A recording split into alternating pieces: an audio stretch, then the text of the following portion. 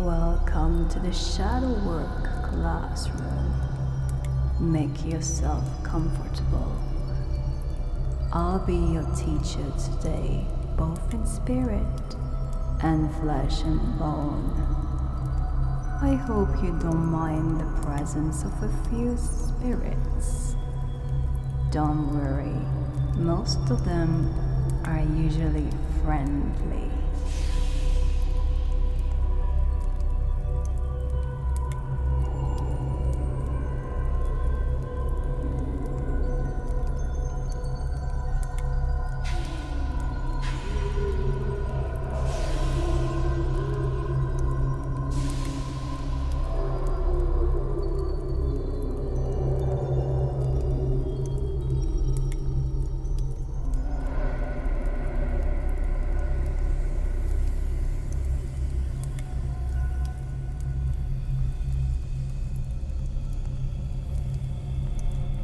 I hope you're happy to be here with me. So, grab yourself a nice cup of tea or a refreshing drink, but do it now because I don't like to be interrupted.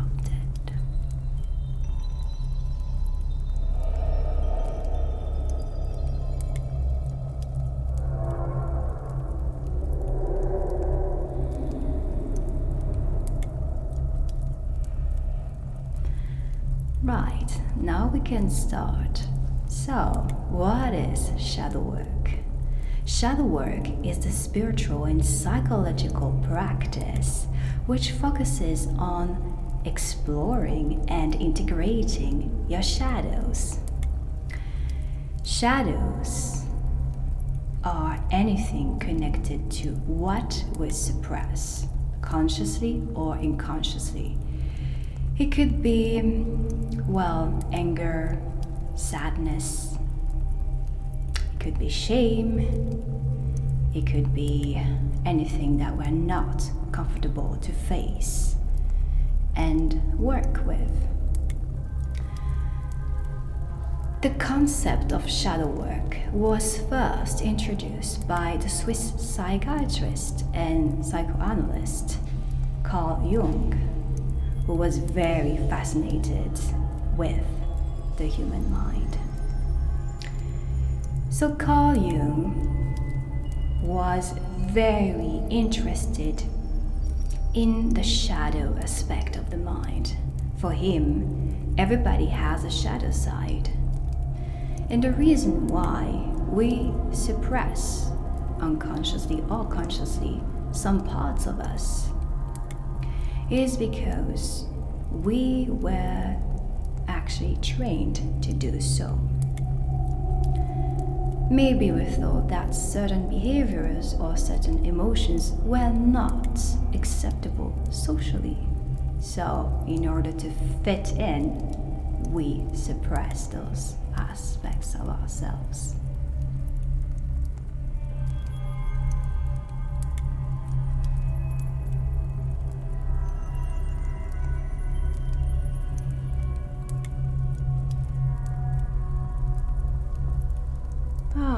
You seem quite absorbed by this mirror.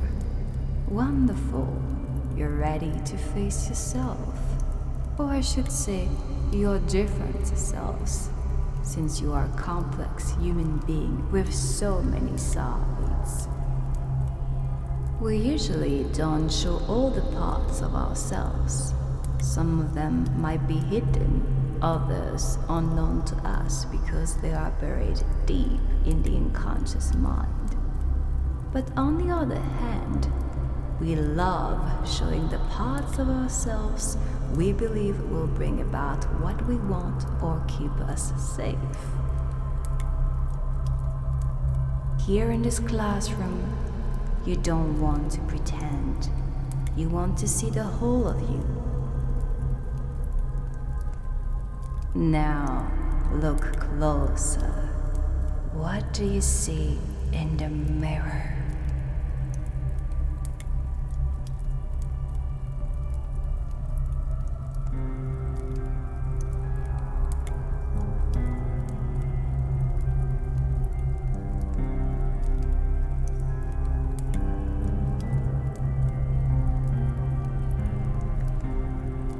dance with each other, wanting to be loved and accepted. And as a result, we hide what we believe is unlovable about us, making sure that people only see what makes us good, kind, or desirable.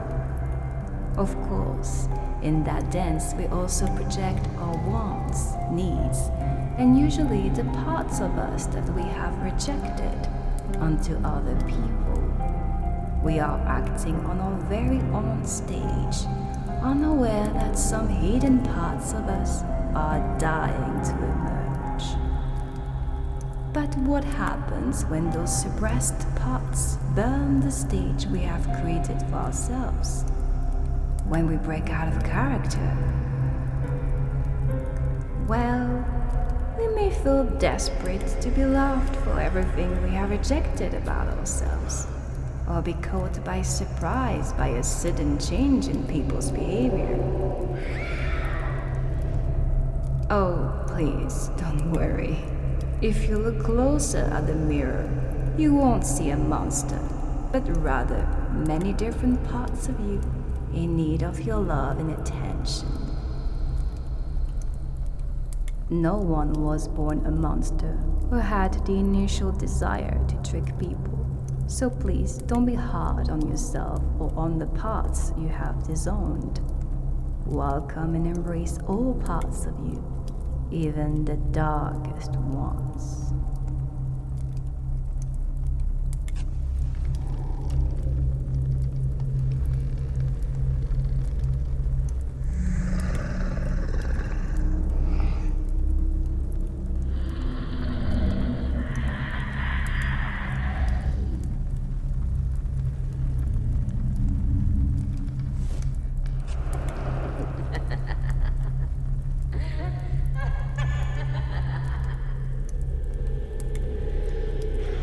However, remember to do it safely without causing harm to others, for you are responsible for your words and actions.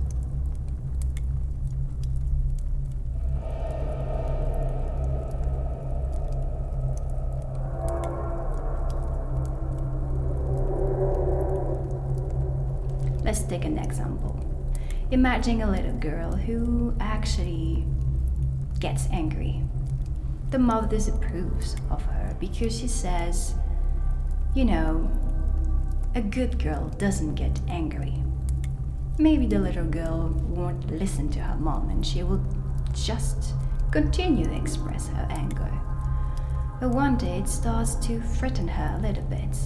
She might think, oh, when I get angry, mom doesn't like it. And the little girl might be afraid to lose a connection she has with her mother. So, what does she do? She starts repressing that anger. She starts to be the polite and nice girl that her mom expects.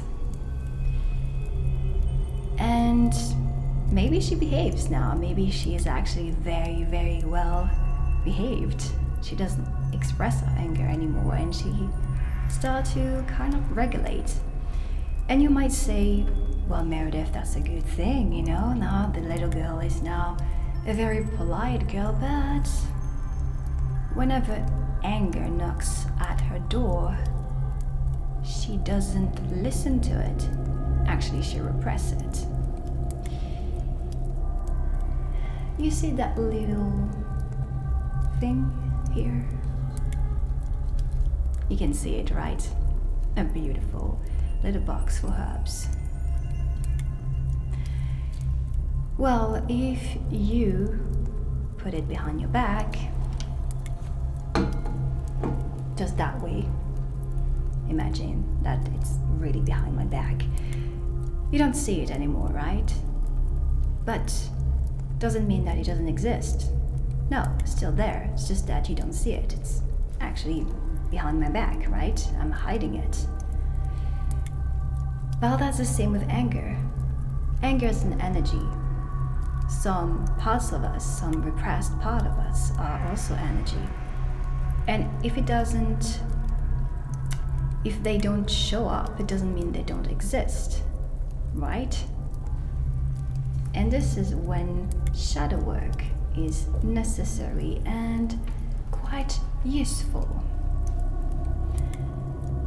Because let's say that this young girl becomes an adult and later in life she has some difficulty to express her anger, and whenever she wants to express her authentic self, she gets a little bit, how I would say, not very comfortable, so she hides the truth.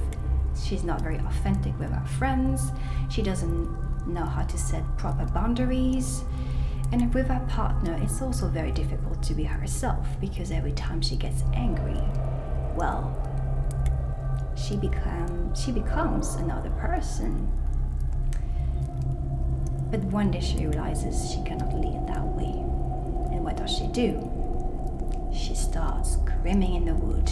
She writes everything that makes her feel very angry about the world and about her family and about the way she acts. And she starts to find a group of friends that welcome any kind of emotions. Actually, that group of friends is a sort of group therapy where you can express really what you feel and what you have repressed deep down. And now she feels, well, much more relieved. She also starts painting, and she has a lot of red color everywhere. She let it explode in some ways, in a healthy way. As a result, she starts to have proper, healthy boundaries. She knows how to say no, and she's much more confident and assertive. This is the beauty and the gift of shadow work. When you suppress something, you usually suppress what is not socially acceptable, or what is not praised or, welcomed, but you also suppress the gift with it. Anger might not be a very nice emotion to feel, and maybe the people around you might not really like it, but anger comes with the fire energy of strength, of confidence, of assertiveness, of resilience. And anger is an important messenger telling you when your boundaries haven't been respected. Now, tell me what part of you needs your attention the most right now. Is it the one who is intense, sad, gloomy, angry, frustrated, sensitive, or tough? Let yourself spend time with it, without judgment, only presence.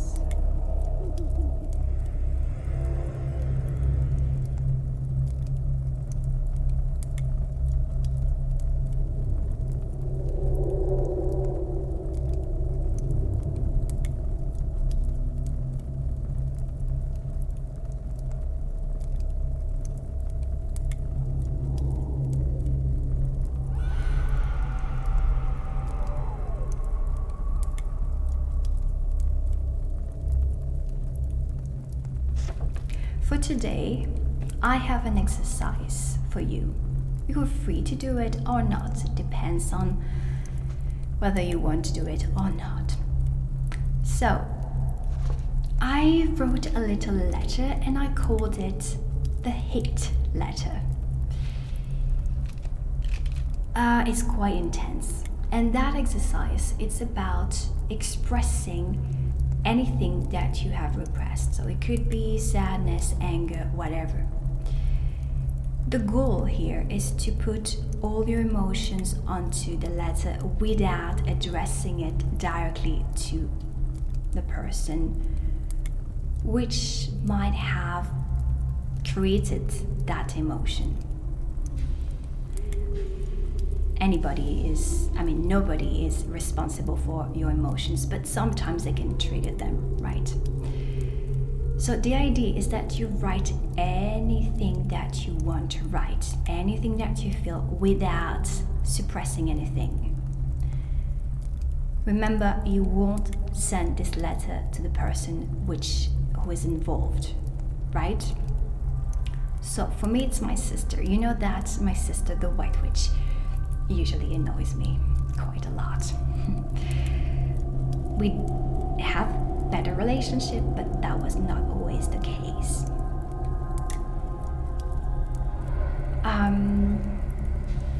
How can I explain it? Well, first of all,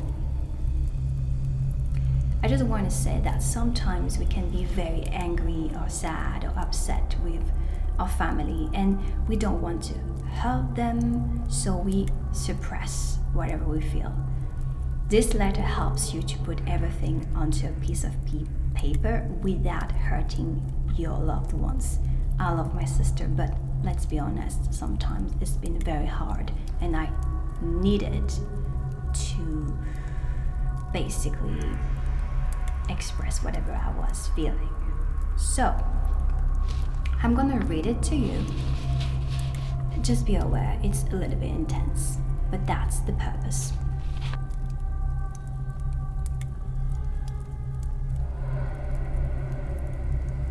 Dear sister, I often felt you didn't listen to me or understand me while invalidating my feelings. For you, darkness didn't exist. Everything had to be sugar-coated.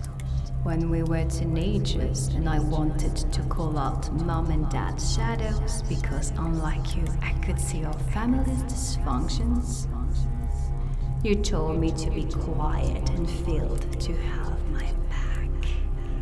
You preferred to sweep the dirt under the carpet, pretending it had never existed. You forced me to join your despicable social gatherings and girl talks, because you couldn't understand that I preferred being by the window watching the rain. 'Cause yes, for me the rain was much more interesting than your stupid girly parties. You thought something was wrong with me, but what is wrong with enjoying the rain? What is wrong with being unsociable? Because yes, unlike you, I don't really like people, especially those with superficial conversations. In my opinion, you're the one who has a problem. You don't speak your mind, you're a people pleaser and can be so cheesy. And because you're the White Witch, everybody loves you and praises you as if you were the seventh treasure of the universe, while I, the Dark Witch, am feared and rejected. Sometimes I wish you had never existed.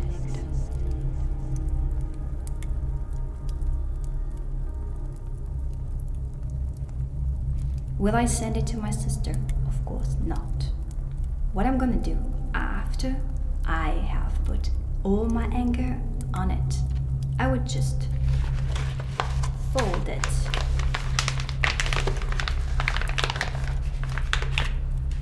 and burn it. Yes, you heard me right. Fire is it can cleanse all of your emotions. How do you say? It's a cleansing element? No, I don't think you could say that. Well, anyway, you've understood me. By burning your letter, you're gonna actually just release any kind of emotions you feel. First, you need to express it, then the fire will cleanse and transform everything. So don't be too scared of feeling sad afterwards, because usually behind the anger there is sadness because you've been hurt. So when you burn it, please don't burn the house. Be careful with the fire. Don't burn the forest either. If you live in a dry area, just make sure you do it safely. Maybe do it in your garden or throw it in the fireplace. I don't care how you do it, but please be careful with it. I don't want you to get hurt, and I don't want the forest or your house to be burned, right? Maybe you won't feel anything. It's okay. Sometimes it's very subtle. But remember that elements have a very, very strong power. Fire transforms. It burns the old to make space for the new.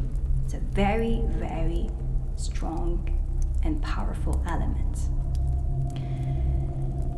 The reason why you would do this is because first, sometimes people hurt us, but we don't see them anymore. Maybe they're not here on earth anymore. Maybe it's someone that we don't see anymore. So again, you do it for yourself. You do it, you write a letter and you burn it. Sometimes, like in my case, I don't want to say that to my sister because that will create conflict and I will hurt her, which is not my intention. That's why you do it. Remember, you do it for yourself. And then you burn it.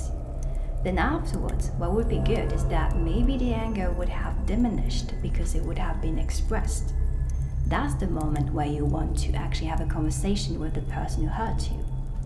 That won't be as intense. That would be more like, in my case, now that I've written everything on that paper, I would actually go to my sister and say, hey, I just want to let you know that I felt that way when I was a teenager because I felt you didn't have my back. And then I am welcoming my sister, and she can actually reply to me by saying, oh, I'm sorry, I didn't want to hurt you. I thought it was the best way I could actually act on that situation. I didn't mean to hurt you. Maybe I would have done things differently. Remember, usually during an argument, there are always two people. I know I've played my part. So by actually then talking to her and say, I feel that way, I am just I'm open to a conversation and to, I would say, express my anger in a healthy way, in a way that can be received by my sister. That's it for today. I hope you've enjoyed this lesson. Remember to cherish all parts of you, and do not forget to share in the comments with the other students which shadows of yours you most want to reconnect with.